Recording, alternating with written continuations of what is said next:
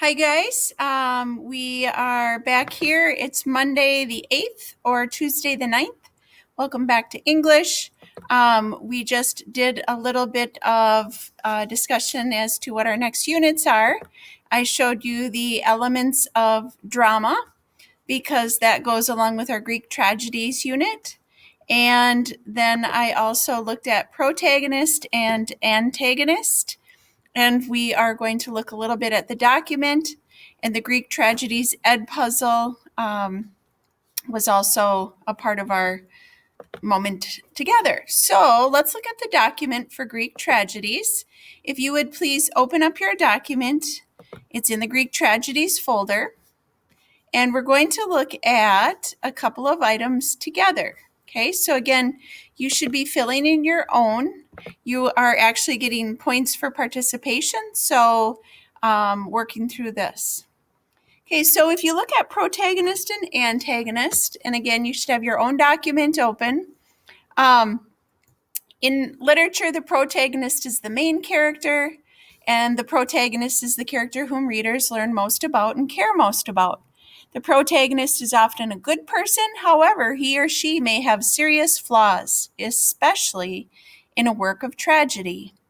Often the protagonist has an antagonist, a character or force that opposes the protagonist, so they go against the protagonist. The antagonist can be another character, but it can also be an outside force, such as a hurricane or a corrupt government, so it's not always a person. The protagonist struggles against the antagonist. So you should be able to fill in up here in the chart, protagonist and antagonist. Okay, so protagonist, main character, goes against the antagonist, usually a good person.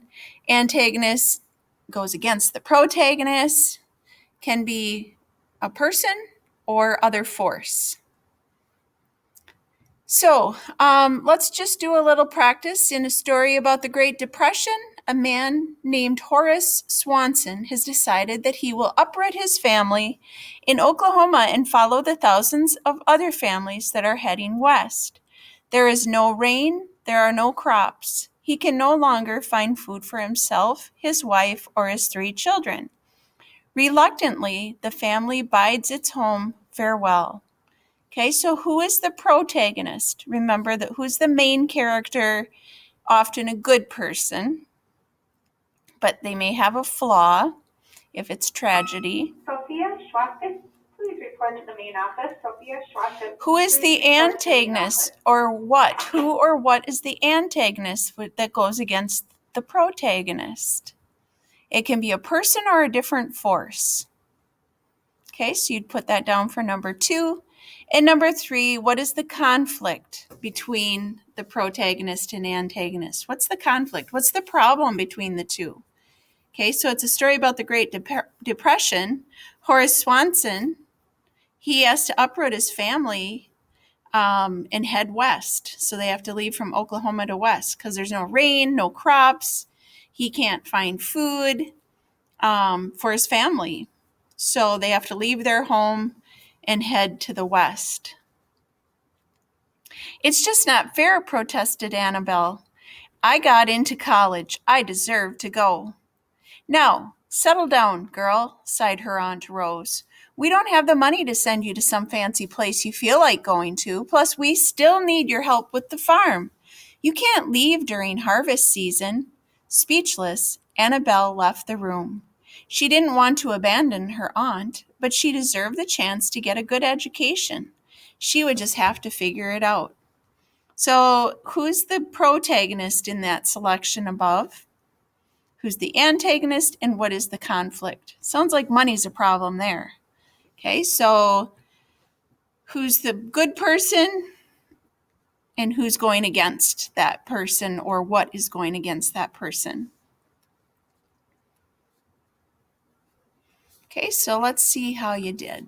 Okay, so we'll go back to the first story. And we'll look at that together. Let me make this a little bit bigger so you can see that. Okay, so in the first one, Horace Swanson is the protagonist, the man. has to decide to have his family, so that they could have some food. They have to move. The antagonist is not the family. It would be the Great Depression or poverty. Okay, so that's the force that made them leave, is the Great Depression. They need food. What's the problem or conflict? There's no rain or crops, so they can't find food, so they have to leave and go to the West. Okay, so Horace Swanson, Great Depression, no rain or crops means no food, so they had to move. The next one, the protagonist, with Annabelle wanting to go to college. Annabelle is, of course, the protagonist. The antagonist would be Aunt Rose, and the conflict is Aunt Rose says, we don't have any money for this stuff. Okay, so we don't have any money for college. Okay, so that is protagonist, antagonist. Okay, protagonist, antagonist. So we looked at protagonist, antagonist. We looked at elements of drama. Next time we will look into different parts of our document here with cultural and universal theme. But I want to go on to one more part here. Okay, back at your document. Characteristics of Greek tragedies, which you just saw a little bit in the video. I already did this with you or for you. They're based on myths familiar to the original audiences. Main characters have a tragic flaw despite their noble birth. So they also have something wrong with them that leads to their downfall sometimes. They dramatize a reversal of fortune from good to bad experienced by a person of noble birth. So things can be good, but then they can turn bad. And the last one that you should list there is serious dramas that were written in the 5th century, warn against human limitations and against pride. Okay, so those early dramas warn against human limitations and against pride. Okay, having pride in yourself, feeling good about yourself. And tragic flaw, a trait or quality that leads to a tragic character's downfall, and then bloodshed can continue from one family to another through vengeance and jealousy. So tragic flaw can be handed down from one family to another. Bad things, often death, okay, can happen through wanting to get back and through jealousy. So you can add that as one of the tragic flaws.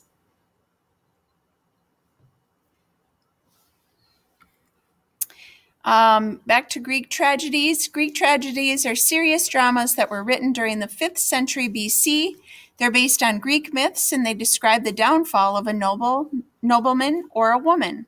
The key ingredients of a Greek tragedy are these. 1, the downfall is due to a character's actions. So what they do creates their downfall.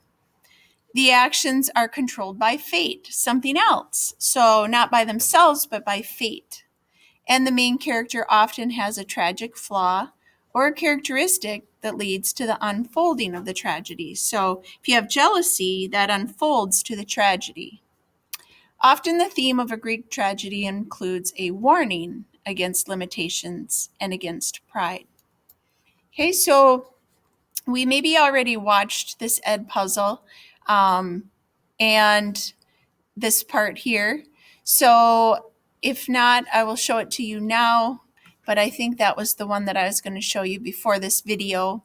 It shows the downfall, so I'll check into that and see if that's the one that I already showed you. All right, so you should have the Greek beliefs listed.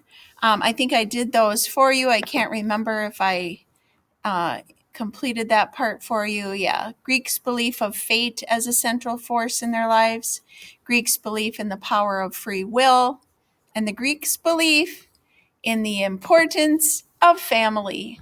Okay, so you have to fill in of family in that part right there. Okay, we will talk about theme next time. Okay, so we'll talk about theme next time. All right. So let me go back to my slideshow here. We went over drama elements, protagonist, antagonist, and now we will close that tab and we're going to go into our part for the argumentative writing, which is our other unit. We're going to kind of do a little bit of Greek tragedy drama and then a little bit of writing. So what I want you to do is go to the writing folder. Okay, writing folder yellow. Open up the argumentative project. Okay, it's down here, multi-genre, meaning you're not just going to write, you're going to show with 2 projects as well. So if you open that up, and then you should get the shortened version of this project because of hybrid. Okay, so you should open up that. Okay. All right, so you're in the writing folder, like I said, and opening up the multi-genre argument project. I'm going to talk about that a little bit. Also, you have the writing prompts and choices. You can pick one from that link that's in the writing folder. So I wanted to mention that quick while I was in there. Okay, so you're writing multi-genre. You're going to create an argumentative writing, but you're actually not writing a whole research project. The goal is to use 2 genre forms in a traditional argumentative essay, but you're only doing the graphic organizer in this case. Okay, so you're only really doing the graphic organizer in this case to investigate a question, claim, argument to solve a problem or situation. Genre is just types of writing. Different genres serve different purposes, voice, and various audience. Okay, so you're going to look at a claim and you're going to argue why you believe that claim. So an argumentative project explains what you believe.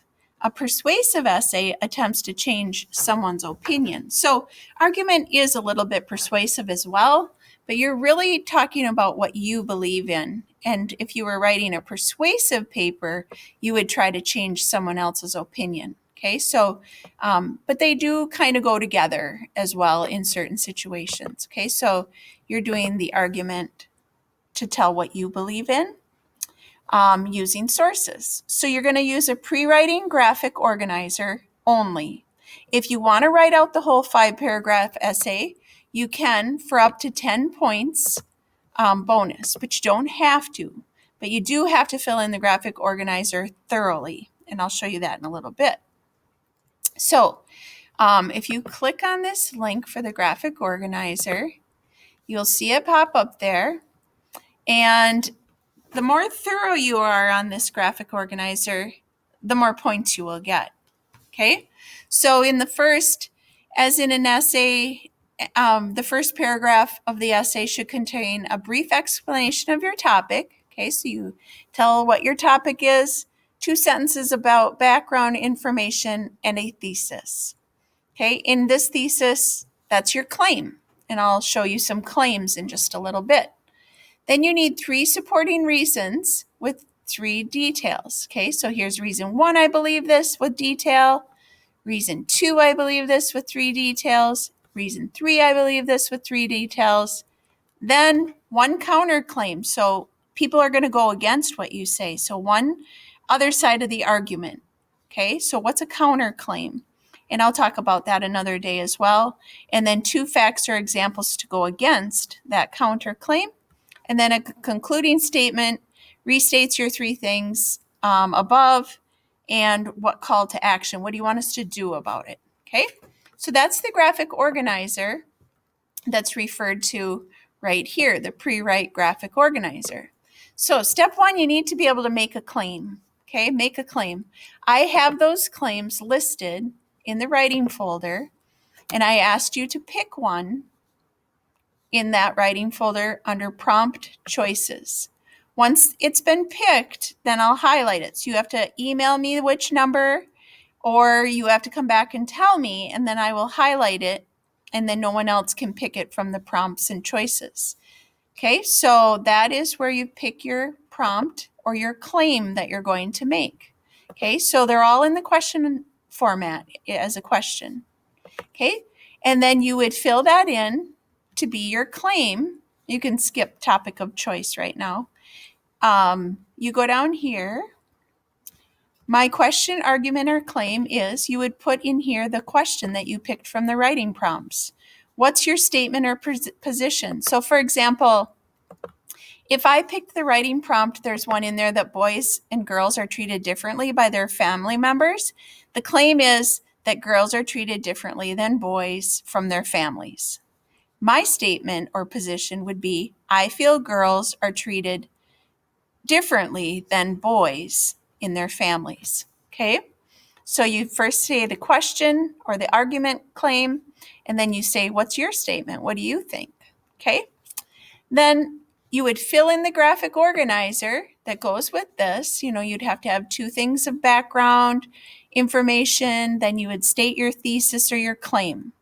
Then I'd go find 3 reasons that I believe that girls are treated differently than boys in their families and find supporting details for each of those reasons.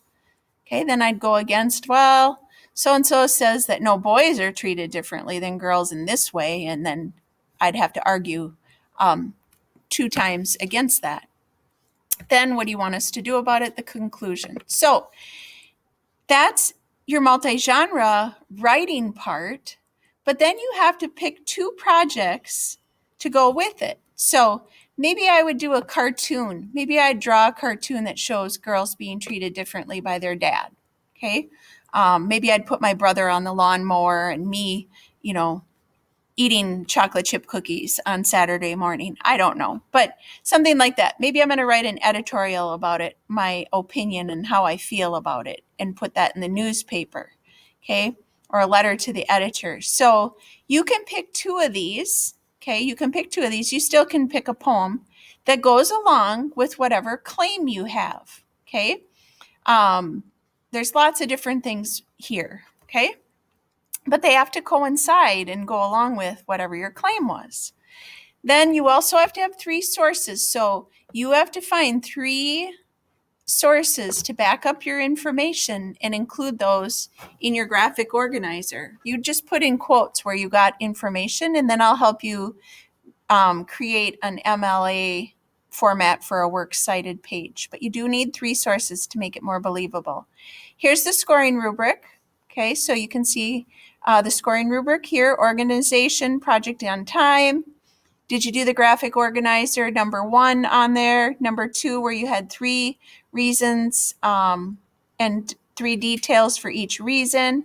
Did you do a counterclaim and 2 rebuttals against that? Did you do a conclusion? Do you have your MLA works cited? And lastly, is your grammar or graphic organizer without any errors? Then you have 2 artifacts. That's your 2 projects. They're 10 each. Okay, do they do those things? And lastly, you have to do a reflection at the bottom, and this makes 65 points. If you want to take your graphic organizer and create the essay, if you do a really good job on it, you can get up to 10 points extra. Okay, so that is the writing for our argumentative writing. Again, today you should, 1, know where the graphic organizer is and start to begin to think about that. You'll have some writing time each day. And 2, pick your writing prompt, okay, and come back and tell me. So back here, we want to make sure that we're understanding that right today you're picking your claim. That is, again, what do you believe? What do you believe? You're the author, so you're going to pick that from the writing prompts. Okay, so that's your claim or your statement. Then you want to make sure that you have reasons. You have to have 3 reasons why you believe what you believe. Okay, evidence, that's details that go with your reasons. How do you know? Elaborate. Like, talk about it. How do you know that? And counter argument. What are the things that people are going to say against you is called counter argument, the opposing view. Okay, so that is part of what you need to have in your paper. So let me make this smaller here. All right, so I'm going to be giving you some work time at this time. I talked about the grading, and at this time you should be working on starting your graphic organizer after you've picked your topic. Okay, so get your topic picked for your writing, create your claim, fill in your graphic organizer, Make sure that you had your notes done for Greek tragedies, for protagonist, antagonist, and then lastly, working on weekly reading docs 7 through 9. That's not due till the end of February, but today I would really like you to start searching for your claim and start filling in your graphic organizer. So I'm going to X out of here, give you a little work time, stop my video, and that'll be that.